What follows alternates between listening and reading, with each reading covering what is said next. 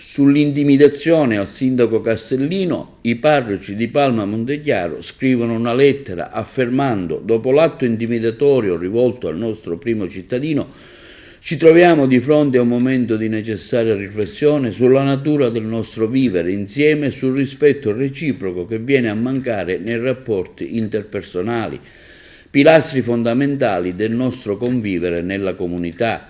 L'atto intimidatorio, scrivono i parroci, nei confronti del sindaco Stefano Castellino, ha turbato non solo la sua persona e i suoi cari, ma ha scosso l'equilibrio di tutta la cittadinanza, ricordandoci quanto sia fragile il vivere civile.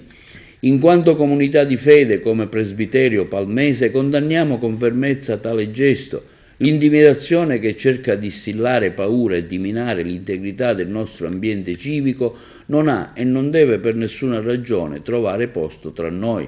Ogni forma di intimidazione contrasta direttamente con la dignità di ogni persona. Allo stesso tempo coltiviamo la speranza che chi è dietro a questi gesti possa riconoscere e comprendere il proprio errore. Agire contro il sindaco Castellino significa colpire il cuore della cittadinanza.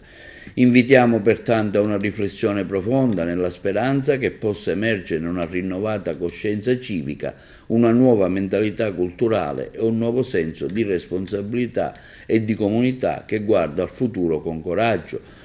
In questo turbamento vogliamo pertanto esprimere la nostra più profonda vicinanza e consolazione al nostro sindaco e ai suoi cari. Invitiamo pertanto ogni membro della nostra comunità a rafforzare i legami di carità, a dimostrare coraggio e speranza. Non lasciamo che le azioni di pochi offuschino il bene e lo spirito di collaborazione e rispetto che abbiamo costruito con molta fatica. Affrontiamo pertanto insieme questo momento con forza e determinazione, rinnovando il nostro impegno a favore di una società più pacifica e rispettosa.